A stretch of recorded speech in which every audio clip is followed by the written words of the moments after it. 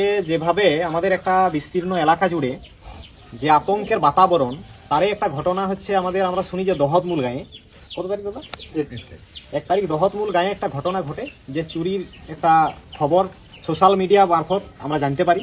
তো সেই ঘটনায় মানে এই দাদাদের সাথেই ঘটনাটা ঘটে, অঘটনটা, এবং আমরা দাদাদের কাছ থেকে জানবো যে আসলে ঘটনাটা কি হয়েছিল। বলো দাদা নমস্কার।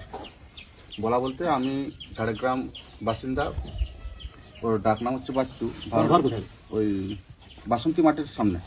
না না না, তোমার ঘর কোথায়? আমার বাড়িটা হচ্ছে হনুমন্ত নেগুড়িয়া, সাঁকরাইল থানা। সাঁকরাইল থানা। তোমার? আমার বালিচক গ্রাম, পোস্ট হচ্ছে বনপুরা, থানা সাঁকরাইল। আমার সোনাফুলি, পোস্ট বনপুরা, থানা সাঁকরাইল। তোমার? বনপুরা বাড়ি, পোস্ট বনপুরা, থানা সাঁকরাইল। আচ্ছা, আসলে ঘটনাটা কি ঘটেছিল? আমি মানে ঝাড়গ্রামের একজনকে, ঝাড়গ্রাম বাসিন্দা, দশরথ বেড়া ওর ভালো নাম, ডাক নাম হচ্ছে বাচ্চু বেড়া। ওকে 1,51,204 টাকার আমি ব্রয়লার মুরগি ওকে বিক্রি করি। আচ্ছা, কিন্তু ও আমাকে টাকা দেয়নি। তো আমি অনেকবার ওনার বাড়ি গেছি, তো যাওয়ার পরেও টাকা দেয়নি, আমাকে দেখাও দেয়নি, ফোন করলে ফোনটাও উনি আমার রিসিভ করেননি। আচ্ছা। তো সেই জন্য আমি কোম্পানি মারফত খবর পাই যে আপনার ওই দহতমূল গ্রামে দশরথ বেড়ার যে গাড়ি পিক আপ ভ্যানটা আছে ও লোডে এসছে। তো সেই কারণে আমি ওনার কাছে আমি দেখা করার জন্য গেছিলাম। ভোর সকালে তো আমাদের ভোরের গাড়ি লোড হয়, বলা গাড়ি বেশিরভাগ ভোরে লোড হয় লোকাল খালি করার জন্য। মানে দেখা করার জন্য না আদায় করার জন্য? মানে আমি ওর সঙ্গে দেখা করবো, যদিও আমাকে টাকা দিবে, কিংবা ওর কাছে আমি বলতাম যে যদি না টাকা দিতে পারবেন তাহলে আপনার মাল হলো আমাকে দেন। মানে বিষয় হচ্ছে দাদা, দেখা করার জন্য তো মানুষ ঘরে যায়, এবারে মানে চারিদিকে এরকম আতঙ্কের বাতাবরণ, এই সময় যদি আপনারা মানে গ্রামে তো অন্য লোক আসে, একটা অন্যরকম বাতাবরণ সৃষ্টি হওয়ার সম্ভাবনা। তাহলে দেখা করার জন্য মানুষ ঘরে যায়, তাহলে দেখা করার জন্য নাকি টাকা আদায় করার জন্য? আমি টাকা আদায় করার জন্য গেছিলাম। তো হয় ও টাকা দিবে আমাকে, নাহলে ওর মাল আমাকে রিটার্ন দেবে। মানে টাকা করার মানে যে পদ্ধতি, এই পদ্ধতিটা হঠাৎ মানে ডাং ঠেঙা নিয়ে মারুতি নিয়ে হঠাৎ কেন গ্রামে? মানে এর আগে কি তার ঘর বা তাকে কি বিভিন্নবার বলা হয়েছিল? অনেকবার বলা হয়েছে, লিখিতও আছে আমাদের কাছে লিখিত প্রমাণ আছে। 26 তারিখ টাকা দেওয়ার কথা ছিল, তার মধ্যে কোনোটাই ওর ওর সঠিক কথা ছিল, ও লিখিত এইভাবে ছিল, আমার কাছে লিখিত কাগজ আছে। 1,51,000 টাকার, 1,51,204 টাকার মধ্যে ও 30 তারিখ জানুয়ারি মাসের 30 তারিখের মধ্যে যে ও 1,06,000 টাকা দিবে, আর বাকি 45,000 টাকা মার্চ মাসের 14 তারিখ দেওয়ার কথা। কোনোটাই আমার সঙ্গে ও। এবার ঠিক আছে, এবার আমি ঘটনাটা শুনলাম বা গল্প করলাম।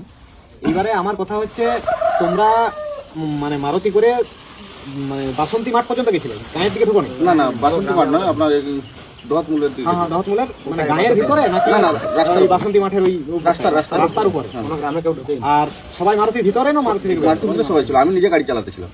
সব মারুতির ভিতরে? কতজন ছিল? আমার টোটাল 7 জন ছিল। 7 জন ছিল। আর ওই গ্রামে সেদিন লিফটিং চলে?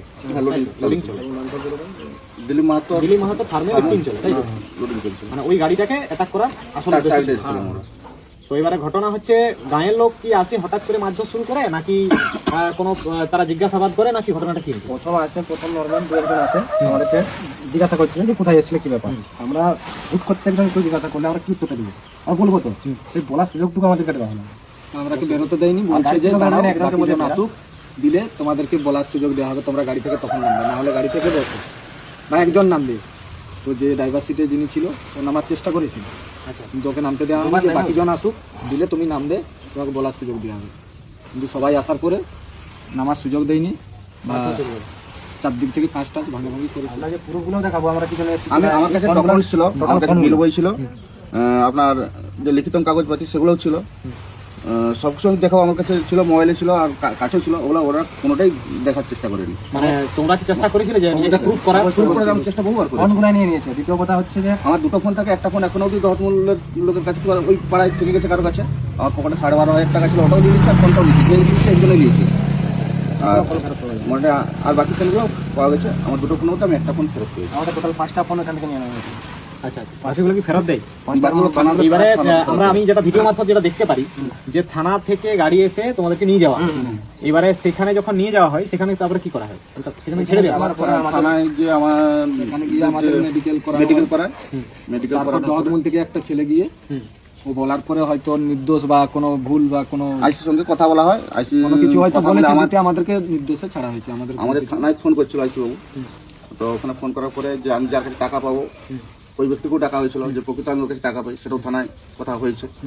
কথাবার্তার পরে থানায় যিনি অফিসার আমাদের সঙ্গে এ ব্যাপারে ছিলেন, উনি সত্যতা যাচাই করে আমাদেরকে ছেড়ে দেয়। ছেড়ে দেয়। মানে আপনি প্রফেশন হচ্ছে ট্রেডার, ট্রেডার মানে ব্রয়লারের মাল তুলতেন আর কাটিং সেন্টারে দিতেন, আমি তাই তো? কোম্পানি থেকে মাল তুলে কাটিং সেন্টারে কিংবা আপনার যে পাইকারি করে আমার থেকে নিচে যারা যারা পাইকারি করে কাটিং করে বা পাইকারি করে পাইকারি করে তাদেরকে ওদেরকে আমি মালটা সাপ্লাই দিই। এমনিতে কাটিং সেন্টার আছে আপনার, আমার আর cutting আপনি center ট্রেডার, গাড়ি আপনার নিজস্ব গাড়ি, হ্যাঁ আমার নিজস্ব গাড়ি আছে, বিজনেস আছে। বিজনেস আছে। তো মানে সেই থানা থেকে আপনাদেরকে ছেড়ে দেওয়া হয়। আমি সঠিক প্রমাণ দেখাই যে আমি এনার কাছে টাকা পাবো। এখন আমরা কি করে বুঝবো যে আপনারা নির্দোষ, বা সমাজ মাধ্যমে আপনারা কি বার্তা দিতে চাইছেন, যে আপনারা মানে সাধারণ মানুষ বুঝবে কি করে যে আপনারা নির্দোষ? আমরা এটাই আমাদের এটুকু যে আমাদের থানা থেকে যেটা আমাদের ওখানে যে আমাদের যার কাছে আমরা জিনিসটা দিয়েছিলাম, ও যে এসে আমাদেরকে বলেছে যে আমাদের প্রমাণ তো দিয়েছে, নিশ্চয়ই কাছে প্রমাণ নিয়েছে। প্রমাণ নেওয়ার পরে থানা আমাদের বিচার বিবেচনা করে আমাদেরকে ছাড়া হয়েছে। তার সঙ্গে যে বসে থানায় যে লিখিতটা হয়েছে আমাদের যে এত তারিখের ভিতরে এত টাকা যে কারণটা, সেই কারণের কপি আমরা আমাদের কাছে প্রমাণ স্বরূপ আছে, সেটা আমরা চাইলে এখন দিতে পারি, দেখাতেও পারি, সব কিছুই আছে আমাদের কাছে। ঠিক আছে, থানায় বসে সেই জিনিসটা আলোচনা আছে, সেই জিনিসটা নিয়ে তো আমরা গেছিলাম, থানায় বসে জিনিসটা আলোচনা আসছিলাম। ঠিক আছে, থানায় বসে যাচাই করা হয়েছে যার কাছে টাকা। তাহলে আপনাদের মানে সেদিন যে মানে বর্তমানে 2-4 দিন ধরে যে গ্রামে যে একটা হিড়িক বা আতঙ্ক একটা সৃষ্টি হয়েছিল আগের থেকে, এবারে তাহলে আপনাদের টাকা আদায়ের জন্য আপনারা আসছিলেন, এবারে সেই ঘটনাটার মানে ট্যাগ আপনাদের দিকে লাগিয়ে দিয়েছে, তাই তো? মানে মিথ্যা যেটা মানে প্রচার যেটা চলছে যে কোনো একটা গ্রামে, যে কোনো গ্রামে এখন প্রত্যেকটা গ্রামে এরকম চলছে, কিন্তু সেই জায়গায় আমরা ঢুকে গেছি। ঢুকে যাওয়ার পরে কি হয়েছে, আমাদের উপরে কোনো কথা শোনা হয়নি যে আমরা সত্যিকারের আমরা দোষী কিনা দোষী। আমরা গ্রামের লোক বারবার বলার চেষ্টা করেছি যে আমরা আপনাদেরকে সবে দিচ্ছি, 7 জন আছে, 7 জনের পরীক্ষা সবে দিচ্ছি, আগে আপনারা দেখুন, বিচার করুন জিনিসটা কি হচ্ছে না হচ্ছে। তো সেই কোনো লোক আমাদের কোনো কথা বলছে না। এবার যেগুলো বাঙালি লোকগুলো ছিল, মানে হিন্দু মুসলিম যারা না, হিন্দু মুসলিমের কোনো আমি জায়গায় আসছি না, আমি সাম্প্রদায়িকতার জায়গায় নাই। কিছু একজন এসে ও বাড়তি মানে এক্সট্রা সবাইকে দেখো, মানুষ সব রকমই মানে থাকে। ইয়ে দেয় আর কি, চলে আপনার উস্কানো হয়। উস্কানিমূলক কথাবার্তা বলে বেশি সমস্যা বাড়ি দেয়। এবারে বিষয় হচ্ছে আমার কোনো কথাই ওখানে শোনা হয়নি। শোনা হয়নি। না, আমার কাছে ডকুমেন্টস প্রমাণ আছে, আমি দেখাতে চাইছি ওই ডকুমেন্টস প্রমাণগুলো। মানে এখন তাহলে আপনারা কি চাইছেন? আমরা এইটুকুই বার্তা দিতে চাইছি যে যে ঝগড়া আমরা আমরা যদি চলে দোষী হতাম, থানা কি বিনা প্রমাণ আমাদের ছাড়তে বলবো? এবং আপনারা রেসিডেন্সিয়াল, আপনাদের লোকালেই বাড়ি, লোকালেই বাড়ি। লোকালেই আমার সব চিনা জানা ছানা। এবারে আমি আপনাদের হয়তো চিন্তাও নাই, কিন্তু একে আমি তো মানে মোটামুটি চিনি। তো মানে আপনারা বলছেন যে যদি কোনো রকম কোনো দোষ করে থাকি বা দোষ থাকে, তো আমরা তো সবসময় আছি। সব আছে আমাদের যে কোনো মুহূর্তে থানা আইসি ওই কথাটা ওখানেই বলেছিলাম। আমার ফোন নাম্বার কিছু দেওয়া আছে, যে আপনার কাছে দেওয়া থাকবে। তদন্ত করা হোক, যদি কোনো দোষ থাকে তো হ্যাঁ, অবশ্যই আমাদের আইনত কিন্তু আমাদের যা মানে শাস্তি মেনে নিই। যেভাবে ঘটনাটার হিড়িকে জড়ায়, যে সমাজ মাধ্যমে আপনাদের যে একটা খারাপ এই যে সোশ্যাল চোর বলে একটা যে সোশ্যাল মিডিয়া যেটা অপপ্রচার অপপ্রচার চলছে, চলছে, এর ফলে মানে আপনারা কি কি সমস্যার সম্মুখীন হচ্ছেন? সমস্যা বলতে বাড়ি থেকে বেরালে বন্ধু বান্ধব আত্মীয় স্বজন কুটুম বন্ধু বান্ধব থেকে সবাই একটা মানে মুখ দেখানোর মানে পয়সা নেই সবার কাছে। চোর ব্যাপার একটা যে মাথার কলঙ্ক একটা মাথায় হয়ে গেছে বিনা দোষে। বিনা দোষে, সেটা একটা মানে নিজেকে শুনতে খুব খারাপ লাগছে। ভাই মানে কারোর কাছে দাঁড়ানো মুশকিল, একটা চোর যার যেটা কারোর কাছে কর্মসংস্থান দাঁড়ানো আছে, সম্ভব না। যেটা যেখানে কর্মসংস্থান যেখানে কাজ করে, যার জন্য তো তার যে কোনো একটা কাজ আছে, আমরা যে সেই জায়গায় যে কাজ করবো, সেইখানে এমন কিছু বাধা লোক আছে, চারদিকে তো সমাজের যার লোক আছে, প্রত্যেক লোকের একটা না একটা কোনো না একটা কোনো পিছনে লাগার লোক থাকেই। তো কথা আছে আমরা যে সেই কর্মসংস্থানে যাবো, সেখান থেকে আমাদের বলছে বাবু ওদেরকে এখানে কাজে আসতে দেওয়া যাবে না, ওরা এরকম ব্যাপার। অ্যাকচুয়ালি যেটা এখন ঘটনা চলছে আর কি, আমরা যে কোনো জায়গায় কর্মসংস্থানে যে যাবো, সেটাও আমাদের সেই এইটুকু নাই। আর গ্রামবাসীরা এমন সোশ্যাল মিডিয়া যেটা করেছে, যেটা একদমই ঠিক নাই। যে আগে যে কোনো ফোন, যে আমার বড় ফোন আছে, বিষয় কি আমি একটা কথা বলি, আমরা বিভিন্ন সংবাদ মাধ্যম বা বিভিন্ন জায়গায় দেখি, বা এই খবরটাও ঝাড়গ্রাম কোনো নিউজ প্লাস বা ঝাড়গ্রাম থেকে যেসব চ্যানেলগুলো আছে, চ্যানেলে কিন্তু কোথাও পোস্ট নেই, প্রথম। এবং যতগুলো সংবাদ প্রতিবেদন হয়, সেইগুলা ওরা বলে যে আমরা এখনো মানে সত্যতা যাচাই করিনি। তো সত্যতা যাচাই না করে পোস্ট করাটাও ঠিক নয় আমি মনে করি। জিনিসটাই আমরা বার্তা দিতে চাইছি যে আমাদের যে আহ্বান তো হয়েই গেছে, মানুষ পরবর্তীকালে মানুষ যেন এটা না করে। প্রত্যেক মানুষ প্রত্যেক গ্রামে রাত্রে হোক দিনে হোক যাওয়া আসা করছে। আগে যারা এই সমস্ত যে ভাইরাল করলো কেউ মারপিট করলো, ওরা একবার জানুক, ওদের কথা বলার সুযোগ দেওয়া হোক। কথা বলে প্রকৃত দোষী না নির্দোষী যাচাই করে তারও মারধর করুন, থানায় তুলুন, যা পারবেন করুন, প্রকৃতকে যাচাই করুন। দেখুন আমরা মার খেয়েছি, এটা একটা ঘটনা আমাদের দুর্ভাগ্যবশত ঘটে গেছে, কিন্তু ভবিষ্যতে কোনো ব্যক্তি ধরুন রাত্রে আপনার পাড়ায় তার বন্ধু বান্ধব আছে, কোনো বিপদে হয়তো ও ছুটে এসছে বাইরের থেকে, আগে সত্যিটা যাচাই করা সত্যটা হোক। যাচাই করা হোক। সত্যটা যাচাই করার পরে অবশ্যই অ্যাকশন নেওয়া হোক। না কোনো না ঠিক আছে, আগে অবশ্যই সত্য যাচাই করা হোক। তো আইন আছে, আইন তার জন্য ব্যবস্থা নেবেন, এটুকুই বলার ছিল আপনাদের কাছে। বার্তাটা দেওয়ার আছে, এটা হচ্ছে বলে যে আমার বড় ফোন আছে বলে এই নয় যে আমি যে কোনো জিনিসটা আমি হুট করে সোশ্যাল মিডিয়ায় ছেড়ে দেবো। আগে সত্যতা যাচাই করুন। আমার সমাজ মাধ্যমে এটাই আমার বার্তা দেওয়ার, যে আগে সত্যতা যাচাই করে জিনিসটা ভাইরাল করা হয়। যে কোনো পোস্ট, আমি যে কোনো ফেসবুকে আমি এই ফটো তুললাম ছেড়ে দিলাম এরকম করলে না, আমি সত্যতাকে যাচাই করবো, তবেই আমি পোস্টটা করবো। একটা এরকম মানে আমাদের যে 7 জন যে ছেলেগুলো ছিল, তার মধ্যে 2 জন এই সুইসাইড করে এই এরকম ব্যাপারটা ধরে আটকানো হয়েছে। মানে খুব খারাপ অবস্থায় চলে গেছে ছেলেগুলোর উপরে এত মার হয়েছে, খুব মানে মানসিকভাবেও তারা মানসিকভাবে ওরা ভেঙে পড়েছে, সম্পূর্ণ শারীরিক দিক থেকেও মানে অনেক অসুস্থ।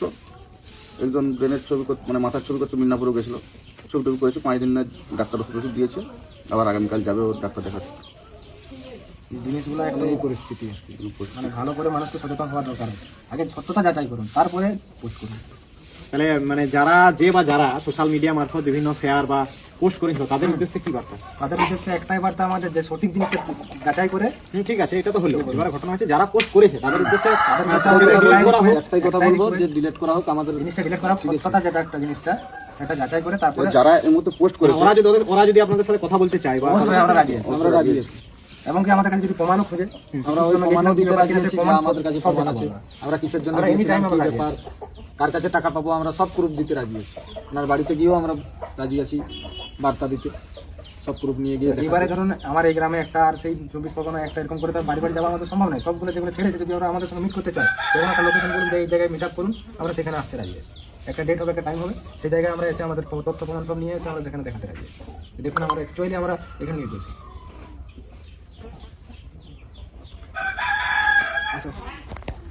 তো দাদাদের সাথে কথা বলে যেটা বুঝতে পারলাম যে অবশ্যই যে কোনো ঘটনাই হোক না কেন সত্যতা যাচাই করা দরকার আছে। আর বর্তমান সমাজে আমি সোশ্যাল মিডিয়া মারফত একটা বার্তা দেব যে ঘটনাগুলো ঘটছে, গায়ে গায়ে যে আতঙ্কের বাতাবরণ, অবশ্যই কিছু একটা ঘটনা ঘটছে, কিন্তু তা বলে এই নাই যে গায়ে যারা বর্তমানে যে বয়লার সুপারভাইজার লিফটিং করতে যায় প্রত্যেক দিনে রাতে ঘুরে, ওদের রাতেই কাজ।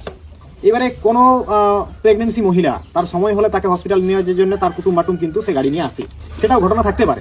এইরকম কালকের একটা কথা বলি, কালকে অশোক ছিল। কালকে আমরা যখন মুরগুমা থেকে ঘুরে আসি, শালবনিতে আমরা খবর পেলাম যে 4 জন লোক তারা ক্রিস গার্ডের মোড়ে গল্প করছে। তো আমরা সেখানে যাই, বিভিন্ন দিক থেকে লোকজন যায়, তাদেরকে ঘিরে আমরা তাদেরকে জানতে চাই যে ওরা এখানে কি করছে। তারা ক্যামেরা দেখালো, স্ট্যান্ড দেখালো যে আমরা বাবু ক্রিস গার্ডেনে বিয়ে হচ্ছিল, আমরা ক্যামেরা কাজ করতে আসি। তাদেরকে আমরা মারধর করিনি। আমরা প্রতাপপুর বা ওই সাঁকরাইলের দিকে একটা ঘটনা শুনলাম যে তাদের গায়ের নুকি সেই জামাইটার উপর তারা মানে সত্যতা যাচাই না করে আগেই মারপিট। তো আমি এইটুকুই বলবো যে আগে সত্যতা যাচাই করা হোক, অবশ্যই সতর্ক থাকুন, সবাই সজাগ থাকুন। গায়ে গায়ে কিন্তু একটা বাতাবরণ সৃষ্টি হচ্ছে, যে একটা আতঙ্কের পরিবেশ হচ্ছে। তা বলে এই নাই যে গায়ে কেউ আসছে যাচ্ছে, কেউ নির্দোষ লোক মার খাই যাক, তাদেরও সময় মানে পরিবার আছে, তারাও মানুষ। অবশ্যই সত্যতা যাচাই হোক। যদি চোর মনে হয় বা চুরি করার সময় ফিল্ডে ধরা পড়ে, তাকে মারধর করুন। কিন্তু দাদারা ছিল বলছে আমরা রাস্তায় ছিলি, আমরা গায়ে ঢুকি নাই, কারো ঘর ঠকঠকাই নাই, কারো আধার কার্ড লি নাই, কারো ভোটার কার্ড লি নাই, কারো পয়সা লি নাই, এবং মেন রাস্তার উপরেই ছিল। তো এই ধরনের ঘটনাগুলো বন্ধ হোক, আর অপপ্রচারটা বন্ধ হোক, আর বিভ্রান্ত হবেন নাই। খবর থাকুন, খবরে রাখুন, গ্রামকে সুরক্ষিত রাখুন। দরকার হলে মানে পাহারা দিচ্ছেন, খুব ভালো কথা, কিন্তু গাঁয়ের ভিতরের ঘটনা যদি গাঁয়ে কিছু ধরা পড়ে তখন মারধর করবেন, কিন্তু আগে ওকে অবশ্যই যাচাই করুন। পুলিশে দিন, যা করেন সেগুলো করবেন, কিন্তু বিভ্রান্ত হবেন আর বিভ্রান্ত ছড়াবেন না। তো দাদাদের কতটা সত্যতা কি আছে নাই আছে, আপনারা যদি কেউ যাচাই করতে চান ওনাদের সাথে আপনারা যোগাযোগ করতে পারেন। ওনারা বলছে যে যদি আমরা দোষ করে থাকি, আমাদেরকে যদি কেউ মারি দিতে চায়, আমরা মৃত্যুবরণ করতে রাজি আছি, কিন্তু এইভাবে যে অপপ্রচার, অপব্যবহার, এর ফলে কিন্তু 2-4 জন মানে শারীরিকভাবেও এখন অসুস্থ এবং মানসিকভাবেও তারা ভাঙে পড়েছে, সুসাইড করার মতো অবস্থা। অন্য ঘটনা, অন্যদিকে মার খাইয়ে এখন পুরা জিনিসটাই একটা আলাদা রকম একটা পরিস্থিতি হাওয়া সৃষ্টি হয়েছে। এবং এই ঘটনাটা কেবলমাত্র ঝাড়গ্রাম ব্লক, সাঁকরাইল ব্লক, গোপীওয়ান ব্লক এবং মায়াগ্রামে রিসেন্ট শোনা গেছে। এইটুকু এলাকার মধ্যে লালগড়া এই ঘটনা নয়, বেলপাহাড়ি এই ঘটনা নয়, এই খড়গপুর লোকাল থানার ওই দিকটাই আছে, কলাইকুণ্ডার ওই দিক। ঘটনা তো কিছু একটা ঘটছেই, কারণ এই যে কপাট থাপড়া বিষয়টা, এটা কিন্তু ঘটছে, ঘটনা কিছু একটা ঘটছেই। যে বা যারা করুক, ঘটনা ঘটছে, এটা কিন্তু অস্বীকার করার কিছু, কিন্তু আবার এটাও অস্বীকার করার কিছু নাই যে সেখান থেকে কোনো তথ্য প্রমাণ বা প্রমাণ সাপোর্ট কিছু সেরকম ভাবে উঠে আসে নাই। হ্যাঁ, কপাট থাপড়া আছে, সে আওয়াজ পাচ্ছে, বাইরে পাওয়া যাচ্ছে না, লোক পাওয়া যায়নি।